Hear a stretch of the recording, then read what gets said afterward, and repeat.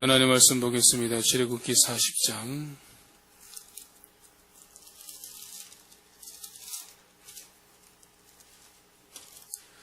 출애굽기 40장 34절에서 38절까지 보겠습니다.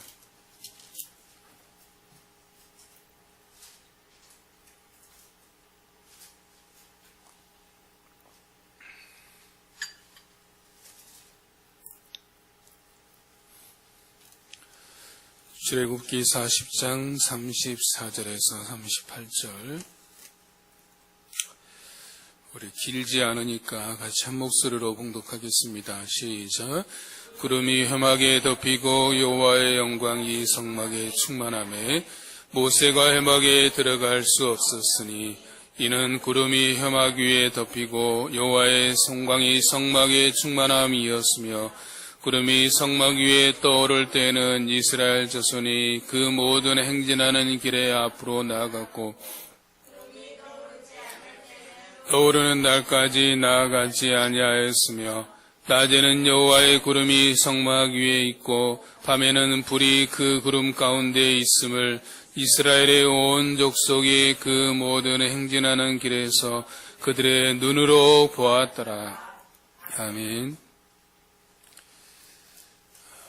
오늘 본문 이제 출애굽기 40장의 내용은 뭐냐면 우리가 지난주에 하나님께서 부사렐과 오홀리압과 마음이 지혜로운 사람을 세우셔서 성막에 들어가는 모든 기구들을 제작하게 하시는 것을 보았습니다. 그 제작한 이후에 이제 제작된 모든 것들을 성막 안으로 실제로 집어넣고 그리고 봉헌을 하게 됩니다. 이것이 우리가 오늘 읽은 본문 전까지의 내용이죠. 그리고 오늘 본문에는 이제 하나님의 영광이 성막에 충만하여서 그래서 모세가 들어갈 수 없었고 또 여호와의 구름이 성막 위에 떠올라서 그 구름에 떠오르면 가고 떠오르지 않으면 멈추고 이런 것들을 통해서 하나님의 영광이 그들 가운데 있었다라는 것에 대해서 말씀하고 있는 겁니다. 오늘 말씀을 통해서 우리가 주목해야 할 것은 크게 세 가지입니다. 그 세 가지의 것들을 살펴보면서 우리의 삶에 충만하신 하나님의 영광이 드러나고 보여지는 삶이 어떤 삶인가 생각해보고 우리가 적용해보고자 하는 것입니다. 먼저 첫 번째 포인트는 34절입니다. 34절에 보면 구름이 회막에 덮이고 여호와의 영광이 성막에 충만하다라고 말하고 있는데 여기서 회막이나 성막은 다른 것이 아니라 똑같은 말입니다. 회막이나 성막이나 같은 것을 말하는 겁니다. 그래서 어떨 때는 회막, 어떨 때는 성막 이렇게 다르게 용어를 쓰고 있는데 전부 다 같은 것을 가리키고 있다라고 보시면 됩니다. 회막이 무엇으로 충만하였다라고 했습니까? 여호와의 영광으로 충만하였다라고 되어 있죠. 여기서 충만하였다라는 것은 가득 찼다라는 겁니다. 즉 여호와의 영광으로 가득하였다라는 겁니다. 여호와의 영광으로 충만하였다라는 것은 무엇을 말하는 것이겠습니까? 우리가 그것을 쉽게 생각해 보기 위해서는 성막이 상징하는 것이 무엇인가를 생각해 보면 됩니다. 성막이 무엇을 상징합니까? 하나님의 임재, 하나님께서 지금 여기에 우리와 함께 계신다라는 하나님의 임재의 상징입니다. 그러므로 성막에 하나님의 영광이 충만했다라는 것은 뭡니까? 하나님께서 지금 여기에 우리와 함께 계신다라는 것을 보여주는 거죠. 그들과 함께 계신다라는 것을 분명하게 나타내시는 겁니다. 모든 사람들이 바라는 소망이 있다라면 복을 받는 것입니다. 그런데 우리 인생의 최고의 복은 뭐냐면 우린 이미 받았어요. 그 우리 인생의 최고의 복은 뭐냐면 성경에서는 하나님이 우리와 함께 하시는 것. 그것이 우리 인생에 우리가 누릴 수 있는 최고의 복이다라고 말하고 있습니다. 그분의 임재가 우리가 누릴 수 있는 인생 최대의 복임을 알아야 됩니다. 그러므로 복된 삶은 어떤 삶이 복된 삶인가? 날마다 그분이 나와 함께 계심을, 그분의 임재를 경험하는 삶이 복된 삶이다라고 말할 수 있는 것이죠. 그렇다면 우리는 어떻게 하면 그분의 임재를 경험하는 삶을 살 수 있을 것인가라는 것들을 우리가 생각을 해봐야 되는데, 그 힌트를 어디서 찾아볼 수 있었냐면 출애굽기 40장 같은 본문 9절을 한번 보시기 바랍니다. 9절에서 13절까지 한번 보겠습니다.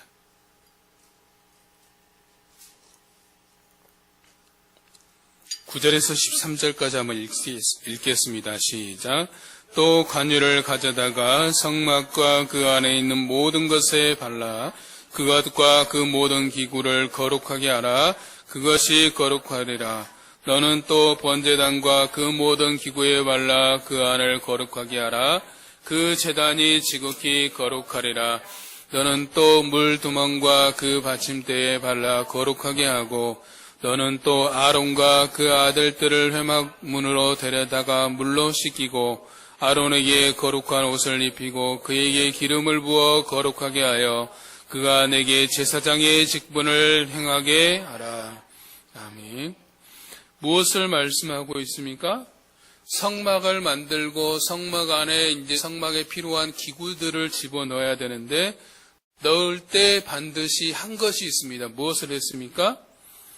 9절에서는 관유를 가져다가 성막과 그 안에 있는 모든 것에 발랐죠. 그래서 거룩하게 했고, 10절에서는 번제단과 그 모든 기구에 발라서 거룩하게 했고, 11절에서는 물두멍과 그 받침에 발라 거룩하게 했으며, 그 다음에 13절에서는 아론에게 거룩한 옷을 입히고 그에게 기름을 부어 거룩하게 하였다라는 것을 보게 됩니다.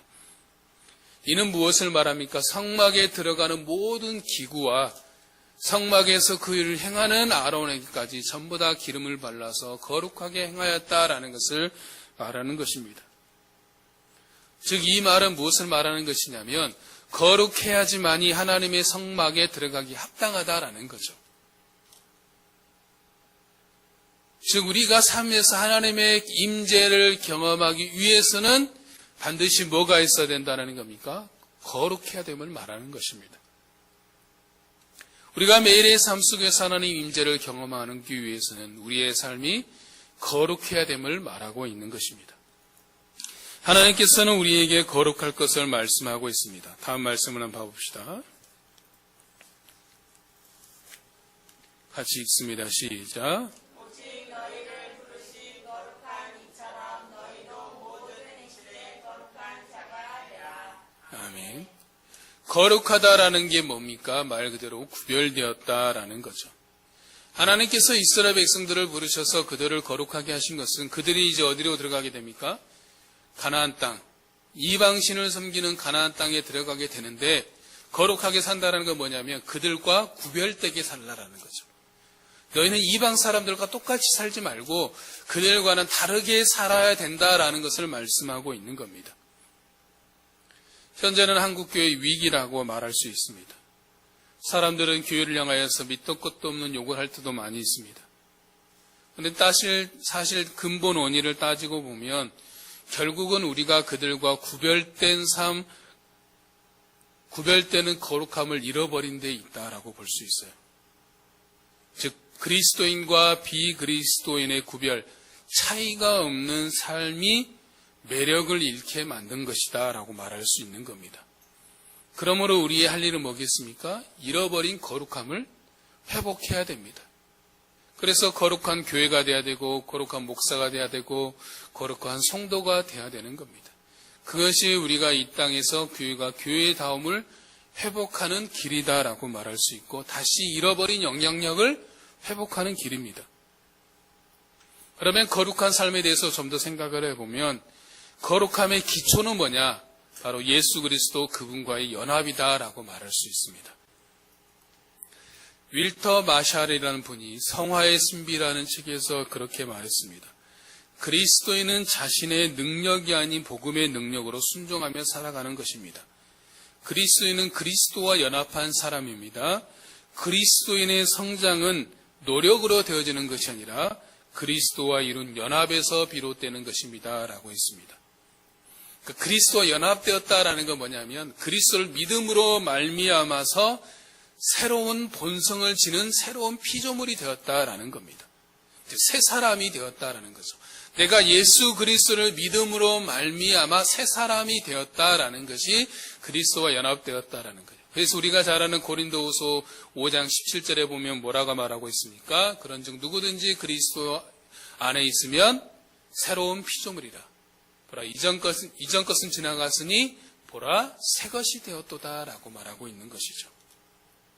우리는 그리스도를 믿음으로 말미암아서 거듭났고 이제 그분 안에 거하는 자가 되었다라는 거죠. 그래서 오스왈드 챔버스 목사님도 우리의 거룩함의 비밀은 우리 안에 계신 예수 그리스도이시다라고 말하고 있습니다. 그러니까 그리스도로 말미암아서 우리 안에 새로운 생명이 부여되었고 새로운 삶이 시작된 것이고 우리는 새로운 사람이 된 것입니다. 우리가 거룩한 삶이 되기 위해서는 예수 그리스도를 믿음으로 말미암아 그분과 연합한 자가 되어야 한다라는 것이죠. 그러므로 이미 우리는 거룩한 삶을 시작한 것입니다. 그러면 이제 거룩한 삶을 살아서 시작했기 때문에 이제는 뭐가 나왔습니까? 구체적으로 거룩한 삶을 내 삶에서 살아내는 것만 남은 거죠. 이미 나는 그리스도를 믿음으로 말미암아서 그분과 연합됨으로 거룩한 삶이 내 안에 시작되었어요. 그러면 시작된 내 삶을 이제 내가 살아내는 것. 빌립보서 말씀에 의하면 그것을 우리 안에 시작된 구원을 이루어내는 것만 남아있는 것이다라고 말할 수 있는 겁니다. 그러면 그러기 위해서 필요한 것이 무엇이냐? 첫째는 단순한 마음을 가져야 됩니다. 단순한 마음이 뭐냐면 오직 한 분 하나님만을 사랑하는 마음입니다. 신명기 6장 4절과 5절에서 그렇게 말하고 있죠. 이스라엘아 들으라 우리 하나님 여호와는 오직 유일한 여호와시니 너는 마음을 다하고 뜻을 다하고 힘을 다하여 내 하나님 여호와를 사랑하라 라고 말씀하고 있습니다. 여기서 유일하다라는 것은 한 분이시다라는 겁니다. 진정한 하나님은 여호와 하나님 한 분뿐이다라는 거예요. 그렇기 때문에 너는 마음을 다하고 뜻을 다하고 힘을 다해 사랑하라라는 거죠. 왜 그래야 되냐?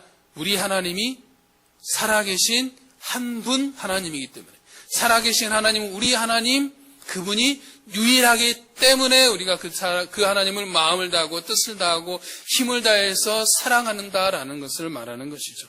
그래서 단순한 마음이라는 건 뭐냐면 마음과 뜻과 힘을 다해 한 분이신 그 하나님만을 사랑하는 마음을 말하는 겁니다. 그래서 하나님이 인재 연습이라는 책을 쓴 로렌스 형제는 그렇게 말했습니다. 우리가 해야 될 유일한 노력은 마음을 다하여 하나님을 사랑하는 것입니다. 하나님께 나아가는 데는 예술도 과학도 필요하지 않습니다.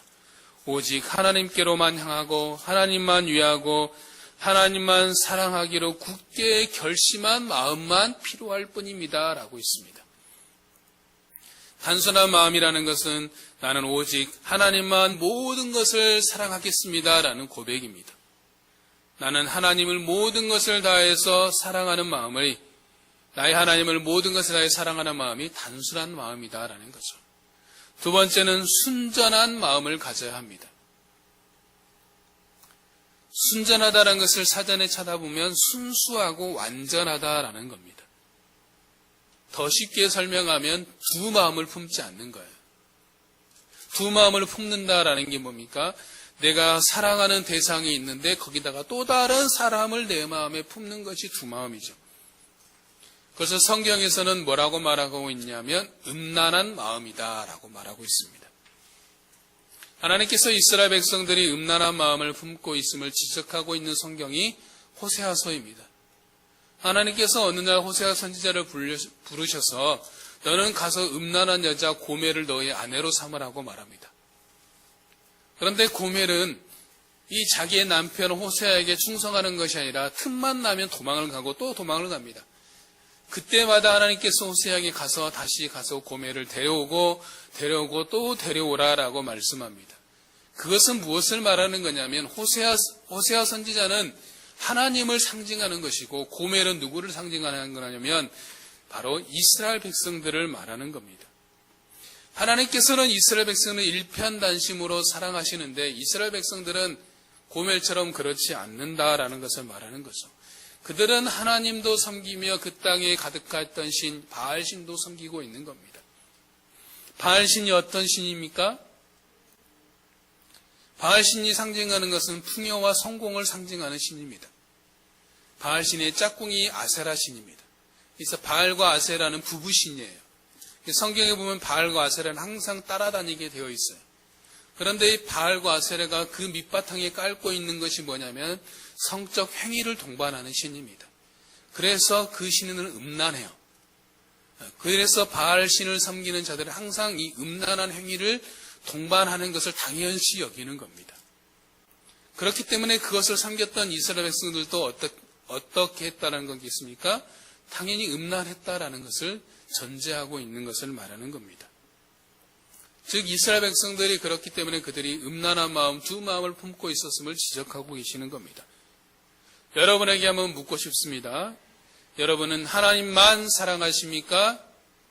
아니면 하나님도 사랑하십니까?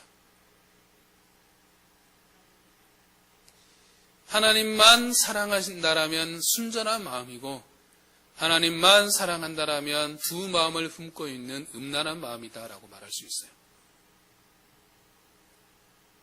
십계명 중에 제1계명이 뭡니까? 너는 나 외에는 다른 신들을 내게 두지 말자라는 거죠. 여기서 나 외에는 이라는 말은 뭐냐면 오너 그 의미를 풀면 내 앞에는 이라는 뜻이에요. 내 앞에 다른 사람을, 다른 신을 두지 말라라는 거죠. 그 말이 무슨 뜻이냐라면 만약에 여러분이 사랑하는 배우자가 여러분 앞에다가 내가 있는데 여러분 앞에 다른 남자나 여자를 데려다 놓는다라면 기분이 어떻겠습니까? 좋습니까? 괜찮습니까? 여러분의 집에 나 말고 다른 여자를 들여놓을 수 있겠습니까? 그것을 말하는 거예요. 하나님이 뻐젓이 계시는데 거기다가 다른 신을 집어넣는, 그게 내 앞에 다른 신을 두지 말라는 거죠. 세 번째는 우리가 하나님의 임재를 경험하는 마음은 하나님을 경외하는 마음입니다. 경외한다는 게 뭡니까? 하나님을 두려워하고 하나님을 두려워하는 마음과 하나님을 사랑하는 마음이 합쳐진 거예요. 그런데 여기서 하나님을 두려워한다는 것은 하나님을 무서워한다는 뜻이 아닙니다.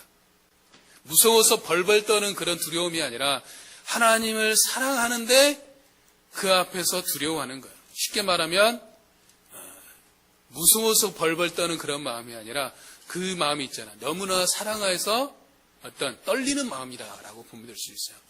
그래서 그것을 쉽게 표현하면 존중이 여기는 마음이다라고 볼 수 있습니다. 그래서 사무엘상 2장 30절에 보면 나를 존중히 여긴 자를 내가 존중히 여기겠다라고 말하고 있습니다. 여러분이 너무나 사랑하는 사람 앞에 있으면 어떻습니까? 마음이 떨리잖아요. 그것을 말하는 거예요. 내가 너무나 보고 싶었던 사람, 내가 너무나 그리웠던 사람, 내가 너무 사모했던 사람 앞에 서면 무섭습니까? 무서운 게 아니라 떨리는 마음이 있는 거잖아요. 긴장되는 마음이 있죠. 바로 그것을 말하는 겁니다. 즉 늘 하나님을 사랑하지만 동시에 하나님 앞에서 긴장하면서 하나님의 시선을 의식하면서 살라라는 거죠. 그것을 잘 보여주는 사람이 누구입니까? 요셉이죠. 보디발의 아내가 나와 동침하자고 매일 유혹할 때 요셉이 뭐라고 했습니까? 나는 하나님 앞에 이 큰 죄를 지을 수 없다라고 단호하게 뿌리칠 수 있었던 이유가 뭐냐면 하나님의 시선, 하나님이 지금 나와 함께 계시고 하나님이 나를 지금 보고 계신다라는 것들을 알고 있기 때문에 단호하게 뿌리칠 수 있었다라는 것을 말하는 겁니다. 네 번째로 또한 어떤 마음이 필요하냐면 바로 경청하는 마음입니다.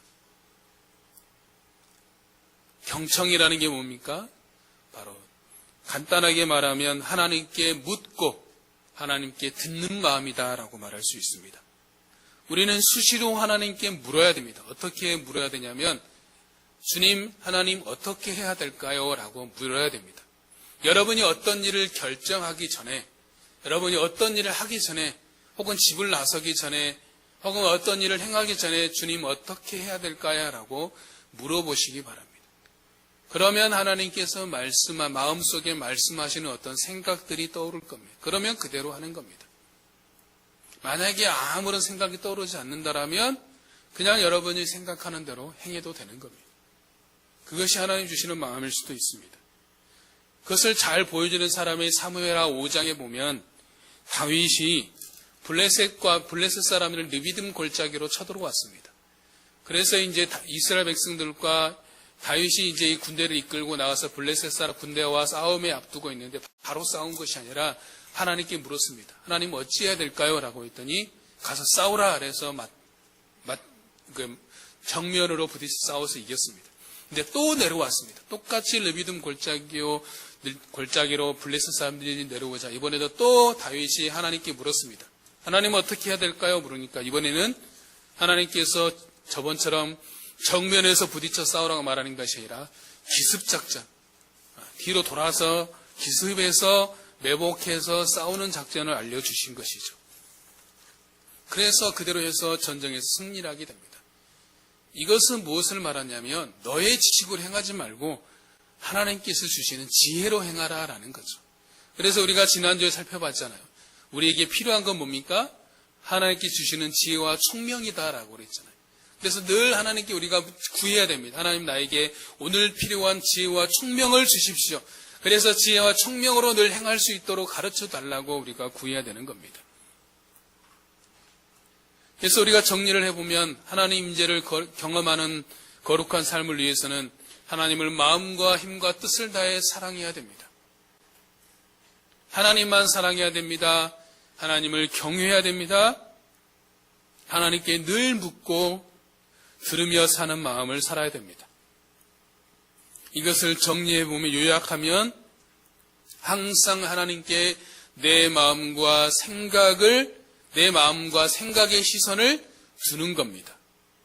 그래서 이것을 기억하시기 바랍니다. 한번 따라하겠습니다. 나는 항상 하나님께만 내 마음과 생각의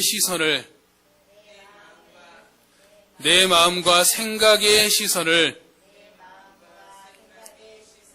주겠노라. 우리가 하나님의 임재를 경험한다는 것은 하나님 나는 항상 하나님께만 내 마음과 생각의 시선을 두며 살겠습니다 라는 뜻입니다. 두 번째 포인트는 36절과 38절을 보시면 되겠습니다. 오늘 본문 36절과 38절 다시 한번 같이 읽도록 하겠습니다. 읽습니다. 시작. 구름이 성막 위에서 너를 내는 이스라엘 자손이 그 모든 행진하는 길에 앞으로 나아갔고 구름이 떠오르지 않을 때에는 떠오르는 날까지 나아가지 아니하였으며 낮에는 여호와의 구름이 성막 위에 있고 밤에는 불이 그 구름 가운데에 있음을 이스라엘의 온 족속이 그 모든 행진하는 길에서 그들의 눈으로 보았더라. 아멘. 이 36절과 38절은 무엇을 말해주고 있는 거냐면 이스라엘이 행진하는 원칙을 보여주고 있는 겁니다. 이스라엘이 성막 위에 구름이 떠오르면 앞으로 나아가고 떠오르지 않으면 그대로 머물러 있는 겁니다. 민수기 9장 22절에 보면 뭐라고 되어 있냐면 이틀이든지 한 달이든지 1년이든지 구름이 성막 위에 머물러 있을 동안에는 이스라엘 자손이 진영에 머물고 행진하지 아니하다가 떠오르면 행진하였으니 라고 되어 있습니다. 즉 구름이 성막 위에 머무르는 기간이 어떤 날은 이틀이 되기도 하고 어떤 날은 한 달이 되기도 하고 어떤 날은 1년이 되기도 하는 거예요. 쉽게 말하면 불기축적이라는 거죠. 어떻게 될지 알 수 없다라는 거죠. 오늘 떠올랐었는데 갑자기 떠오르지 않을 수도 있다라는 거죠. 그날이 어떤 날이 되었더니 상관없이 바로 떠오르면 가고 떠오르지 않으면 그 자리에 머물러 있는 겁니다. 그리고 또 하나 알 수 있는 사실이 뭡니까? 38절에 보면 밤에는 구름 가운데 뭐가 있었습니까?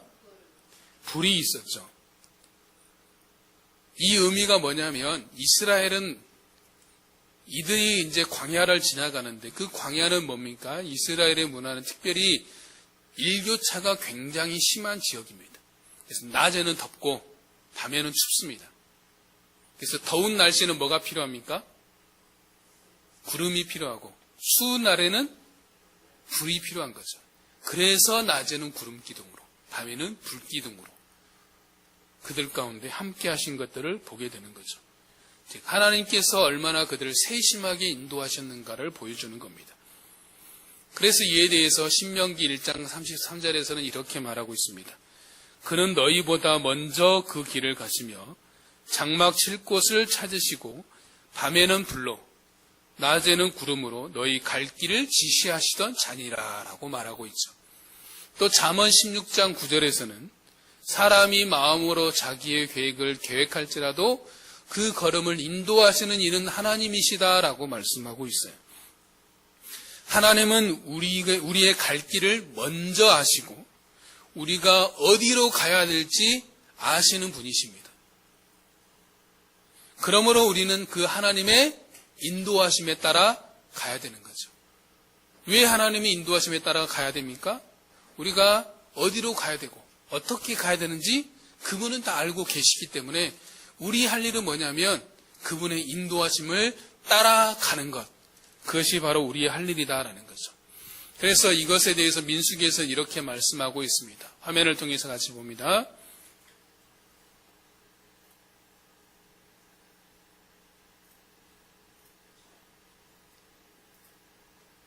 같이 읽습니다. 시작. 그들이 여호와의 명령을 따라 진을 치며 여호와의 명령을 따라 행진하고 또 모세를 통하여 이르신 여호와의 명령을 따라 여호와의 직임을 지켰더라.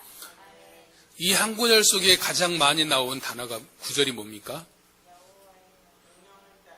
여호와의 명령을 따라 진을 쳤고 여호와의 명령을 따라 행진했고 여호와의 명령을 따라 여호와의 직임을 행하였다.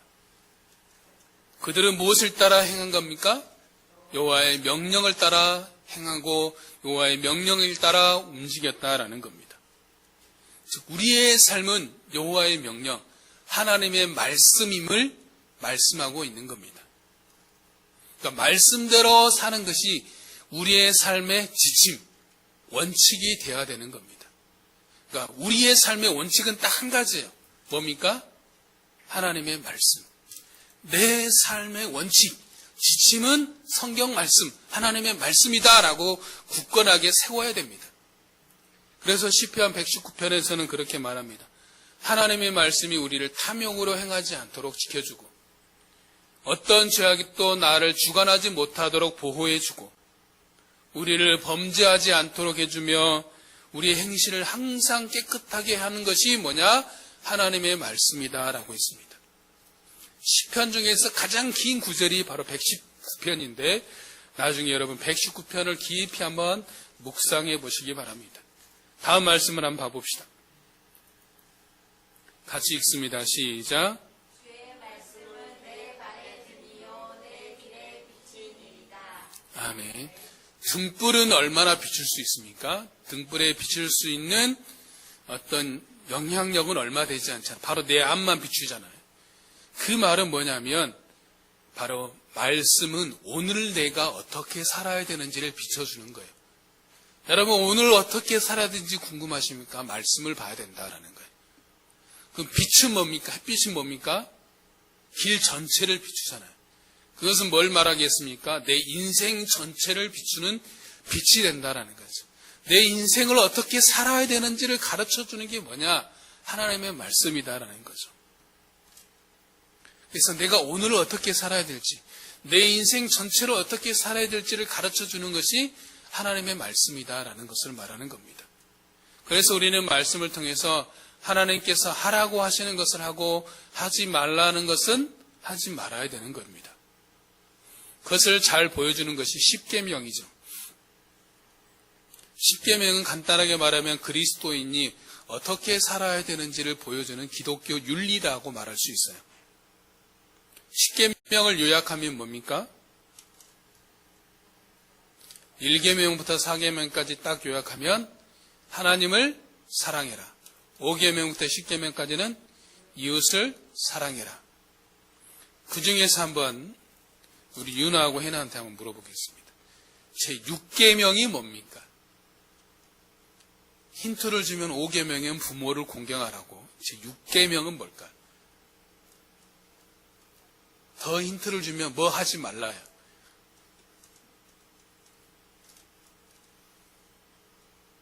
초성을 갖추면 시옷 이응이에요.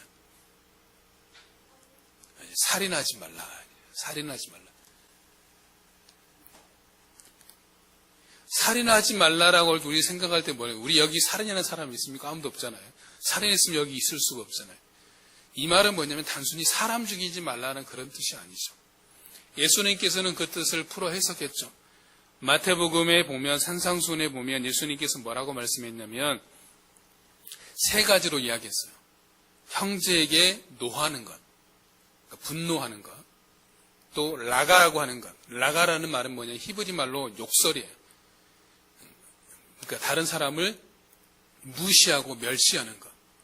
그 다음에 세 번째는 뭐라냐면 미련한 놈이다라고 하는 것. 그러니까 형제를 향해서 화내고 멸시하거나 무시하고 또 미련하다고 생각하는 이 모든 것들이 다 살인이다라는 거죠. 그렇게 생각해 보면 우리는 이미 무수하게 수많은 살인을 하고 있었던 것. 저도 말씀을 정해서 참 살인 많이 했구나라는 생각이 들더라고요. 하버드 상위 1%의 비밀이라는 책이 있습니다. 그 책의 부제가 뭐라고 되어 있냐면 신호를 차단하고 깊이 몰입하라라고 되어 있어요. 신호를 차단하라는 게 뭐냐면 간단하게 말하면 방해 요소를 제거하라라는 거죠. 로렌스 형제는 그렇게 말했습니다. 하나님께 나아가는데 방해가 된다고 생각되는 것들 전부를 강력하게 거부해라라고 했어요. 혹시 여러분의 삶 가운데 어떤 것이 하나님을 가까이 하고 그분의 말씀을 주목하는 것에 방해하는 것이 있습니까? 한번 그것을 찾아봐야 됩니다. 내가 말씀을 보는데 말씀을 가까이 하는데 내 삶에 어떤 요소들이 방해가 되고 있습니까? 천천히 한번 생각을 해봐야 됩니다. 뭐가 내가 말씀을 보는데, 뭐가 어떤 요소가 내가 말씀대로 사는데 방해가 되고 있는가? 내가 이것 때문에 말씀을 잘 못 보는 것 같다. 이것 때문에 말씀 보는 시간들이 없어지는 것 같다. 이것 때문에 말씀대로 사는 것이 쉽지 않는 것 같다라는 것이 무엇인지 여러분들이 한번 꼼꼼하게 점검해 봐야 됩니다. 그리고 찾으면 그 다음에 뭐 해야 되겠어요? 제거해야죠. 그러다 보면 내가 없었던 시간이 갑자기 만들어지던 것을 우리가 볼 수 있을 거예요. 그래서 집에 돌아가셔서 한번 집에서나 이제 자기가 혼자 있는 시간에 한번 꼼꼼하게 생각해 보시기 바랍니다. 그러기 위해서는 뭘 해야 되겠어요? 자신의 하루 24시간을 분석을 해봐야 되겠죠. 내 하루 24시간을 어떻게 쓰는지 기록을 해보세요. 아침에 몇 시에 일어나서 몇 시부터 몇 시까지 뭘 하고 몇 시부터 뭘까지 뭘 하다 보면 굉장히 내가 허공으로 떠보내는 시간이 많다라는 걸 알게 될 거예요.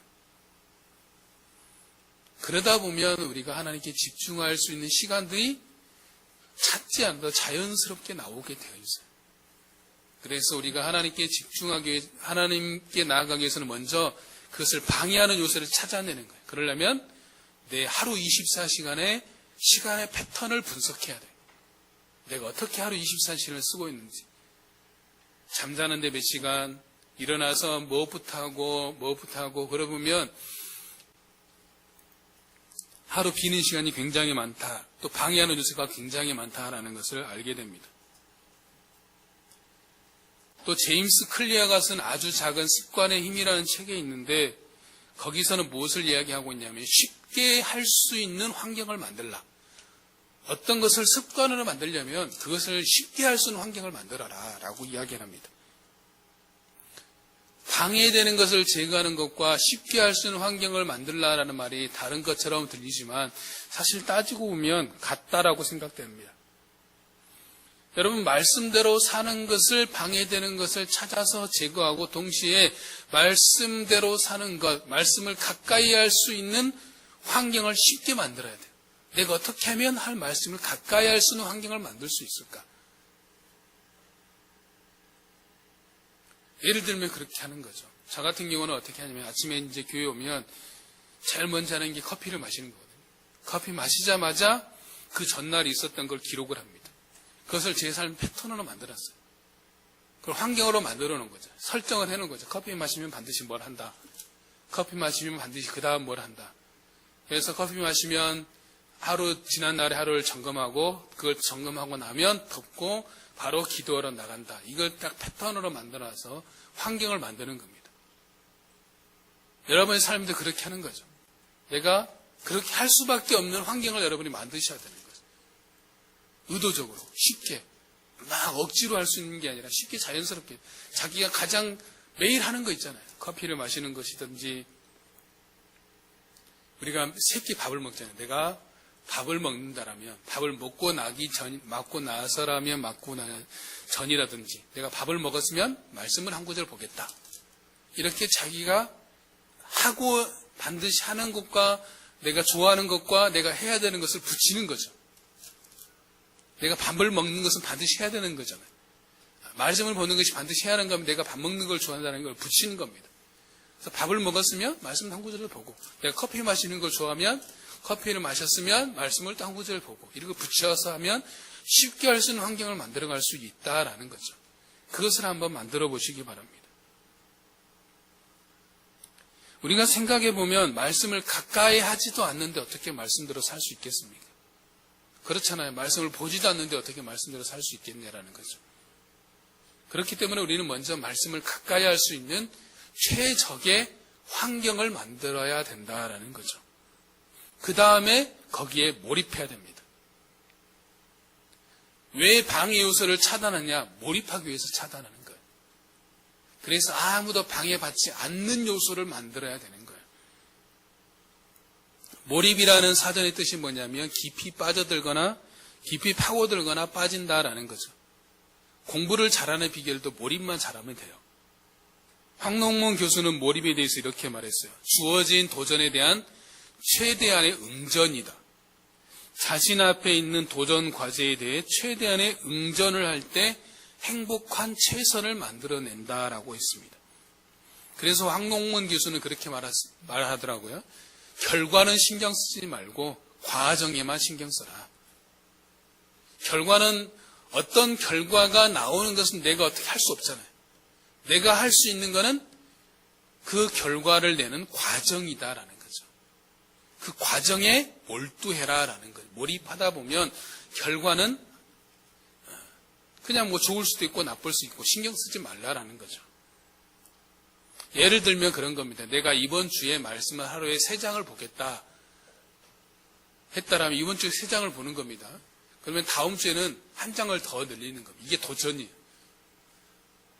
너무 어려운 도전 말고 조금만 더 노력하면 내가 성취할 수 있는 도전을 1장 늘리는 거는 조금만 내가 노력하면 도전하면 할 수 있는 거잖아요. 그래서 이번 주 내가 3장 봤으면 다음 주는 4장 4장에 성공했으면 그 다음 주는 5장 이렇게 한 장씩 쌓아가는 겁니다.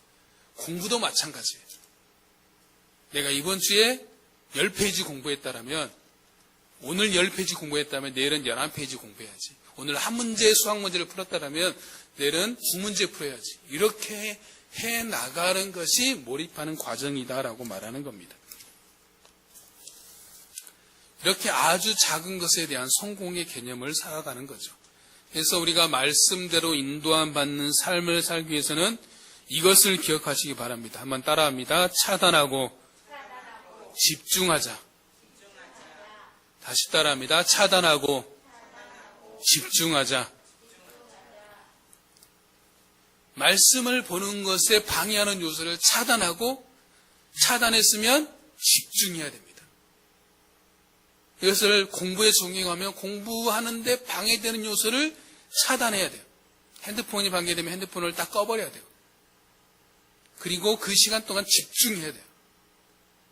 공부하다가 핸드폰 들여다보다가 공부하다가 핸드폰 들여다보면 그거는 한 것이 아닌 거죠. 세 번째 포인트는 38절입니다. 38절에 보면 낮에는 여호와의 구름이 성막 위에 있고 밤에는 불이 그 구름 가운데 있음을 이스라엘 온 족속이 그 모든 행진하는 길에서 그들의 무엇으로 보았더라? 눈으로 보았더라. 이 눈으로 보았다라는 말이 무슨 말이겠습니까? 그들은, 이스라엘 족속들은 하나님께서 그들을 어떻게 인도하시고 하나님의 인도하심과 하나님의 함께하심을 생생하게 경험했습니다. 그럼에도 사실 그들이 맨날 원망하고 불평하고 그러는 것이 이해가 되지 않지만 그것이 곧 사람이기도 해요.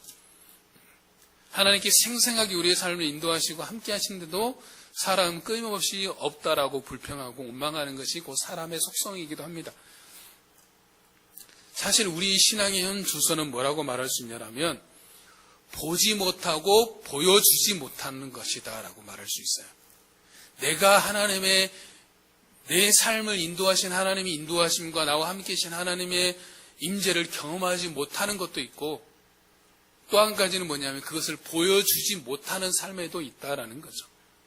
그렇기 때문에 우리는 뭘 해야 되냐면 먼저 내 자신이 먼저 나와 함께 하시는 나를 인도하신 하나님의 인도하심을 경험하고 나와 함께 하신 하나님의 임재를 경험하는 것을 보여주는 것이 필요하다라는 것이죠. 그러기 위해서는 어떻게 해야 되냐면 바로 하나님의 섭리를 알아야 됩니다. 하나님의 섭리는 뭐냐면 모든 것이 다 그분의 계획과 목적대로 된다라는 것이 하나님의 섭리입니다. 하나님의 섭리가 무엇인지를 잘 보여주는 성경이 로마서 8장 28절입니다. 그리고 화면을 통해서 같이 보겠습니다. 같이 읽습니다. 시작. 우리가 너희와 하나님을 사랑하는 자, 곧 그의 뜻대로 부르심을 입은 자들에게는 모든 것이 합력하여 선을 이루느니라. 아멘. 이러한 하나님의 섭리를 가장 잘 보여준 인물이 누구입니까? 요셉이죠. 요셉이 인생의 마지막에 뭐라고 고백합니까? 아버지 야곱이 죽은 이후에 형들이 요셉을 찾아와서 자신들의 죄를 용서해달라고 청합니다. 그러자 요셉이 형들에게 그렇게 말합니다. 당신들은 나를 해하려 했으나 하나님은 그것을 선으로 바꾸사 오늘과 같이 많은 백성들을 구원하게 하셨습니다. 라고 고백했어요. 선으로 바꾸셨다. 이게 하나님의 섭리라는 거죠. 당신들은 나를 죽이려고 했지만 하나님의 섭리는 그것을 가지고 그 악한 의도를 하나님께서 백성들을 구원하시는 선한 계획이 되게 하셨다라는 것이죠. 여기서 말하는 선은 히브리어로 토부, 선한 좋은이라는 뜻을 가지고 있습니다. 우리는 살면서 만나는 모든 일에 대해서 하나님의 계획과 의도를 알지 못합니다. 왜 이런 일이 일어나는지, 왜 이런 일을 겪어야 되는지, 왜 이런 일을 만나게 하시는지 우리는 알지 못하죠. 그러할지라도 우리가 기억해야 할 게 뭡니까? 그 모든 것들을 인도하시고 역사하시는 분은 하나님이시다. 지금 우리 코로나 시대를 지나가고 있습니다. 지난 한 주간 보니까 코로나 기온이 중국이다, 아니면 또 이탈리아다 논쟁이 일어나는 것을 잠깐 들었습니다. 그게 중요한 게 아니다라는 거죠. 그것보다 더 중요한 건 뭐냐면 우리가 지금 코로나 이 시국 가운데 있지만 이 시국도 주관하시는 분도 하나님이신 우리가 알아야 됩니다. 왜 일어났느냐보다 더 중요한 것은 이러한 힘든 상황도 주관하시고 역사하고 계신 분은 하나님이시다. 힘들지만 그 가운데서도 우리가 하나님을 굳게 붙드는 것이 지금 필요하다라는 것이 우리가 기억해야 할 것이다라는 거죠. 그러면 우리가 어떻게 이런 하나님의 섭리를 알 수 있을까? 그런 하나님의 인도하심과 함께하심을 볼 수 있는 눈이 필요하잖아요. 이스라엘 백성들은 눈의 시청각 교제로 보여줬지만 우리는 지금 눈으로 볼 수 있는 건 아니잖아요. 육신의 눈으로 볼 수 없잖아요. 근데 볼 수 있는 한 가지 방법이 있다라는 거죠. 그게 뭐냐? 유카리스테오라는 겁니다. 유카리스테오가 뭐냐면 헬라어로 유카리스테오인데 우리말로 하면 따라하겠습니다. 감사입니다. 감사. 앤 보스캠프라는 여인이 있었습니다. 이 앤 보스캠프는 어릴 적에 자기 어린 동생이 이제 막 아장아장 걸어다니는 그 어린 동생이 트럭에 의해서 불의의 사고로 죽었습니다. 그로 인해서 하나님의 선하심에 대한 의문을 품었습니다. 그러다가 장성에서 이제 결혼하였는데 자녀만 6명, 6남매의 엄마가 된 농부의 아내였습니다. 여러분 어떻습니까? 6남매만 생각해도 삶이 퍽퍽할 것 같지 않습니까? 거기다가 하는 일이 농부였어요. 얼마나 삶이 힘들었겠어요. 굉장히 고단하고 하루하루가 힘들어 삶을 살아가고 있던 이 보스캠프에게 찾아온 한 단어가 바로 유카리스테오, 감사라는 단어였어요. 이 유카리스테오라는 어근은 은혜, 은총을 뜻하는 카리스. 근데 이 카리스의 파생어가 있는데 카라라는 겁니다. 카라는 우리말로 하면 기쁨입니다. 그래서 이 앤 보스캠프는 그렇게 자기 일기장에 적었습니다. 은총, 감사, 기쁨, 유카리스테오, 감사, 모든 것을 의미 있게 만들 수 있는 단어이다라고 그렇게 고백하고 있습니다. 그녀는 어떻게 삶 속에서 감사하는 삶을 살 수 있을까라고 고민을 하던 중에 있었습니다. 그러다가 한 친구로부터 한 메시지를 받았는데 그 메시지 내용이 뭐였냐면 내가 사랑하는 1000가지를 적어봐라 라는 것이었어요. 처음에는 황당했죠. 어떻게 해서 1000가지를 적냐라고 생각하다가 그래도 해보자라고 해서 자기의 삶의 작고 사소한 것에서부터 이름을 붙여가면서 하나씩 하나씩 적어간 겁니다. 한꺼번에 1000가지를 적은 게 아니에요. 생각날 때마다, 느낄 때마다 적어나간 겁니다. 예를 들면 그런 겁니다. 낡은 바닥에 드리워진 아침 그늘, 푹 떠서 토스트에 수북하게 올려놓은 잼, 이게 다 감사 제목이었어요. 이렇게 1000가지를 쓴 겁니다. 그렇죠. 일상이 작고 사소한 것에 대한 감사한 거죠. 어렵지 않잖아요. 사소한 것. 예를 들면 그런 거죠. 오늘 내가 교회까지 무사히 걸어오게 하신 건강한 다리. 또 하나님이 지으신 천지창조를 볼 수 있는 아름다운 눈. 이런 것들이 다 감사 제목이 되는 거예요. 그러면 하나하나 1000가지 써가는데 어렵지 않죠. 우리는 보통 감사라고 생각하면 어떻게 생각합니까? 감사할 수 있는 것만 감사하고 생각하는데 그런데 보통 감사를 잘하는 사람들의 비밀을 찾아보면 아주 원리가 간단해요. 작은 것. 뭐 저것까지 감사해라는 것까지 감사하고 있어요. 먼지에 티끌 하나마도 감사하고 있는 것들을 보게 돼요. 사소한 것. 오늘 내가 먹는 토스트 하나, 식빵 하나, 이것도 감사 제목이 되는 것. 거기 올리는 잼말도 감사하고 있는 거죠. 이것들을 우리가 감사할 수 있는 비밀이다라는 거죠. 알버트 슈바이처는 그렇게 말했습니다. 모든 것에 감사하는 것이 가장 위대한 일입니다. 이 사실을 아는 사람은 사는 것이 무엇인지 아는 사람입니다. 삶의 신비를 꿰뚫은 사람입니다. 삶의 신비는 모든 것에 감사하는 것입니다. 라고 있습니다. 인간의 진정한 타락은 뭐라고 했냐면 감사할 줄 모르는 세상에서 감사할 줄 모르는 것이 타락이다라고 했어요. 여러분 감사할 줄 모르면 타락하는 것입니다. 그래서 이 앤 보스캠프는 뭐라고 했냐면 사소해 보이는 것에 감사드릴 때 내 안에 하나님께서 자라날 공간이 생긴다. 이것이 나를 가득 채우고 하나님은 세상에서 들어오십니다. 라고 했어요. 내가 하나하나 감사할 때마다 내 안에 하나님이 가득하게 충만해지는 것들을 경험했다라고 고백하는 거죠. 감사를 할 때 나는 그분과 함께 하심을 경험했다라는 것을 말하는 겁니다. 그래서 또 이렇게 말합니다. 하나님은 선물을 주십니다. 나는 감사를 드립니다. 그리고 주신 선물을 풀어 기쁨을 얻는 것입니다. 하나님은 나에게 선물을 주죠. 그리고 나는 감사를 하죠. 그리고 그 주신 선물을 풀었을 때 뭘 얻습니까? 기쁨을 얻는다라는 거죠. 이게 다 이어진다는 거죠. 선물을 받고 감사로 열고 기쁨을 쟁취하는 것. 사소해 보이는 것들에 대한 감사. 이 씨앗이 거대한 기적을 만들어내는 겁니다. 모든 것에 큰 감사를 드리며 사는 방법은 아주 간단해요. 작은 것 하나하나에 감사를 드리는 겁니다. 그 순간들이 쌓이고 쌓여서 큰 감사가 되는 거예요. 어느 날 갑자기 큰 것을 감사할 수 있는 것이 아니라 오늘 나의 삶에 벌어지는 아주 작고 사소한 것, 이것마저 내가 감사해야 돼 하고 말하는 것마저 내가 감사할 때 그것이 차곡차곡 쌓여서 큰 것이 되는 거예요.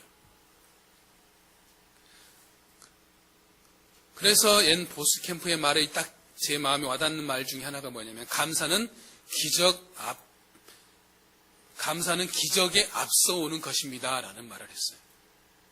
그래서 여러분도 한번 이 말을 기억했으면 좋겠습니다. 한번 따라합니다. 감사는 기적에 앞서오는 것입니다. 기적이 오기 전에 뭐가 온다고요? 다르게 뒤집으면 뭐가 됩니까? 기적을 불러오는 건 뭐다? 감사가 기적을 불러온다라는 거예요. 여러분의 인생이 기적을 바라십니까? 감사하면 됩니다.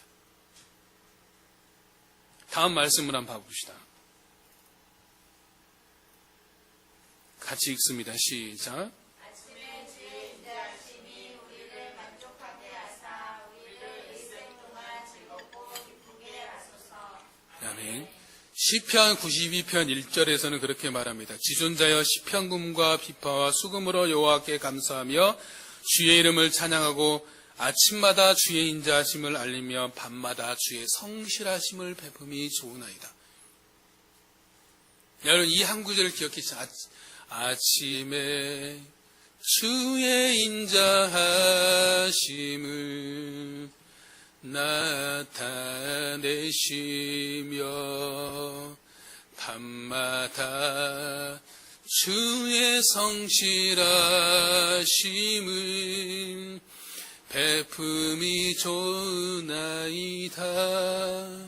이 짧은 찬양을 여러분 계속 되새기기 바랍니다. 아침에 주의 인자하심이 좋고 밤마다 주의 성실하심이 베품이 좋으나이다.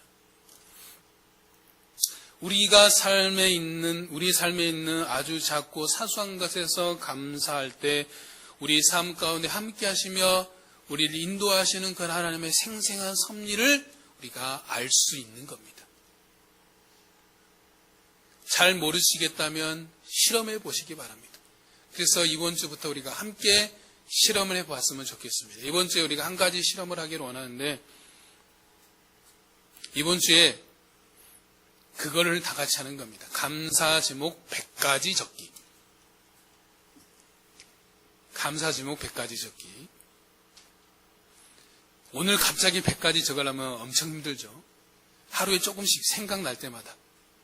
예를 들어서 오늘 예배 드릴 수 있어야 감사합니다. 오늘 또 말씀으로 나에게 말씀해 주시니 감사합니다. 벌써 2가지 드렸죠. 오늘 또 내가 건강하게 교회까지 와서 예배 드릴 수 있음에 감사합니다. 사랑하는 가족 주시니 이렇게 하면 벌써 오늘만 하루에 10가지 정도만 생각해도 이번 주가 지나면 벌써 한 100가지 채우는 것은 금방입니다.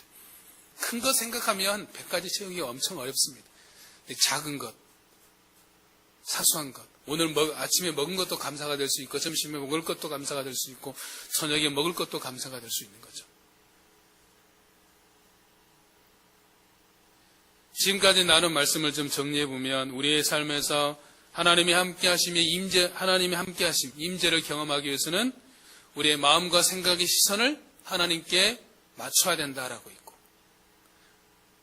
또 우리가 나아가는 길은 오로지 하나님의 말씀의 인도하심에 따라서 살아가야 된다라고 있고 그래서 그것을 우리가 말씀대로 살기 위해서는 방해하는 것을 차단하고 집중하라라고 있습니다. 그리고 하나님의 섭리를 알기 위해서는 아주 작고 사소한 것에서부터 감사하라라고 말씀을 드렸습니다. 이제 마지막으로 우리의 삶에 적용할 것을 찾아보고 마무리하도록 하겠습니다. 그것은 우리의 삶의 이번 주에 하나의 실험, 연습을 하는 겁니다. C.S. 루이스는 충만한 삶을 찾는 사람에게 이렇게 말했습니다. 이 세상이 우리의 행복을 위해 존재하는 곳이라 생각한다면 세상 살이는 쉽지 않을 것입니다. 하지만 훈련과 교정의 장소로 생각한다면 이 세상도 그다지 나쁘지 않을 것입니다. 라고 했습니다. 이 말이 뭔 말이냐면 우리가 사는 세상이 나의 행복을 위해서 존재한다라 그러면 얼마나 힘들겠냐라는 거죠. 오늘 하루 사는데 내가 행복을 느끼지 못했어요. 그럼 얼마나 힘들겠어요. 그러나 내 삶의 훈련의 장소다, 연습 장소다라고 생각하면 그다지 나쁘지 않다라는 거죠. 연습은 뭐냐면 그 연습이라는 것은 무엇을 전제하고 있습니까? 실패해도 괜찮다. 실수해도 괜찮다. 왜? 연습이니까. 연습할 때 완벽하길 바라는 사람이 있습니까? 연습이잖아요.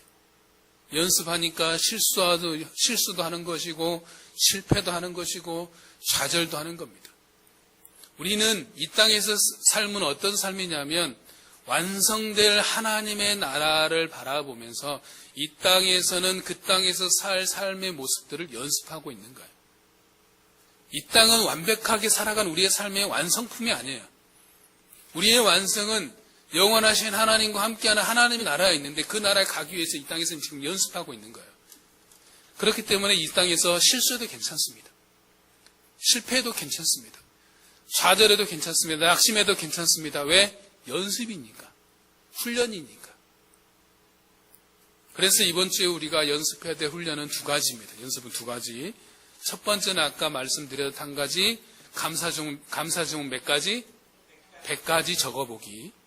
그래서 여러분 노트에 적든 아니 그냥 빈 종이에 적든 한번 쭉 적어보시기 바랍니다. 두 번째는 저도 같이 할 겁니다. 두 번째는 시간 날 때마다 매 순간 마음속으로 고백하는 겁니다. 어떻게 고백하냐면 5마디의 말을 제가 가르쳐 드리겠습니다. 이렇게 하는 겁니다.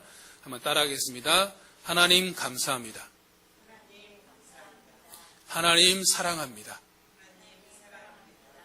하나님 신뢰하며 바라봅니다. 하나님 말씀하여 주옵소서. 마지막은 좀 긴데 힘과 용기를 주시어 담대히 살게 하옵소서. 이것을 자꾸 마음속에 반복하십시오. 입술로 소리 안 내도 돼요. 그냥 마음속으로만 해도 됩니다. 하나님 감사합니다. 하나님 사랑합니다. 하나님 신뢰하며 바라봅니다. 하나님 말씀하여 주옵소서. 하나님 힘과 용기를 주어 담대하게 하여 주옵소서. 계속 반복하십시오. 계속. 생각날 때마다, 기억날 때마다. 그런데 단번에 되지는 않을 겁니다. 저도 이제 말씀을 준비하면서 실험을 해봤거든요. 근데 잘 안 돼요. 기억이 안 되는 이유가 뭐냐면 기억이 안 나요. 그 반복해야 되는 생각을 잊어버리고 넘어간다. 그래서 어떻게 했냐면 생각날 때마다 했어요. 그 기억이 날 때마다. 그래서 여러분 기억날 때마다 하십시오.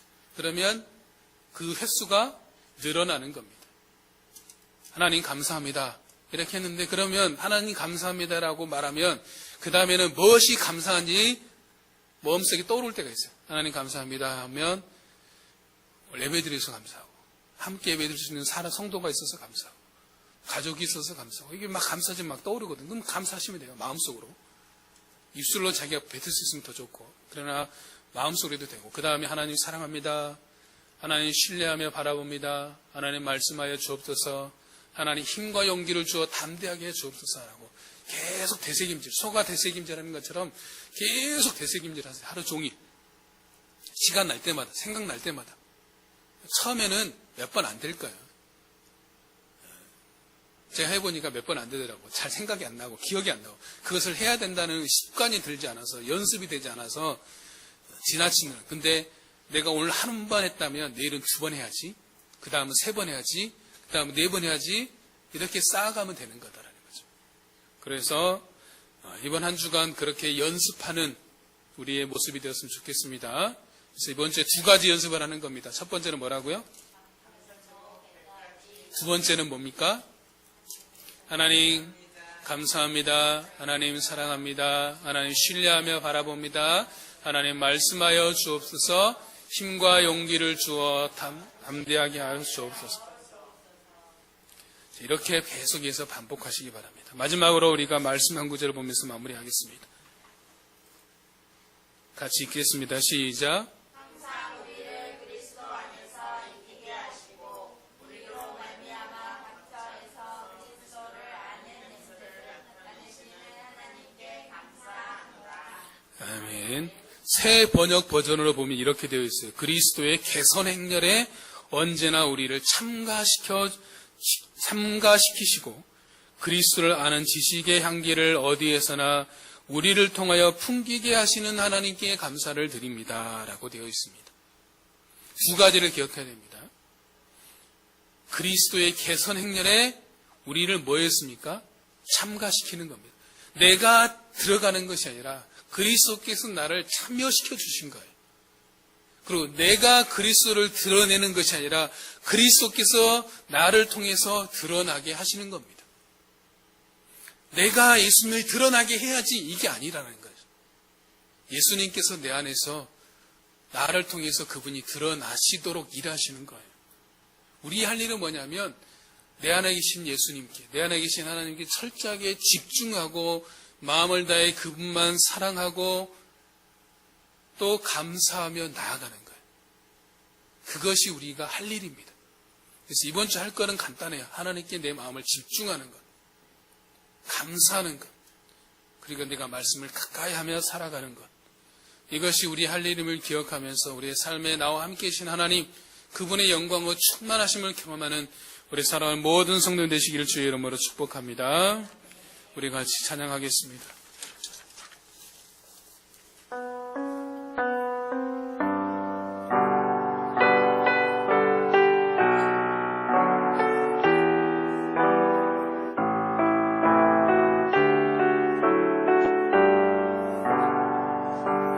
아침에 주의 인자하심을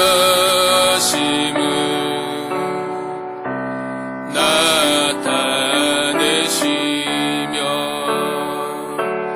밤마다 주의 성실하심을 베품이 좋나이다. 아침에 주의 인자하심을 나타내시며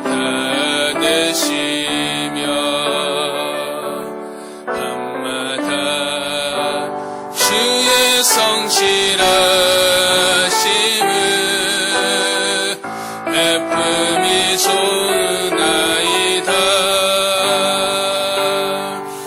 여호와께 감사하며 주의 이름을 찬양. 여호와께 감사하며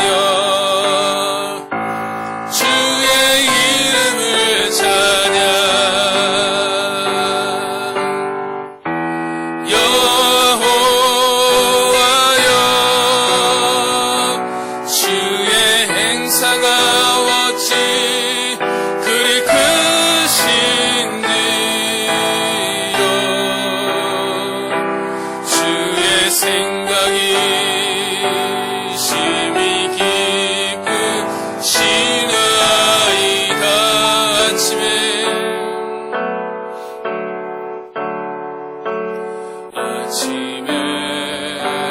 주의 인자하심을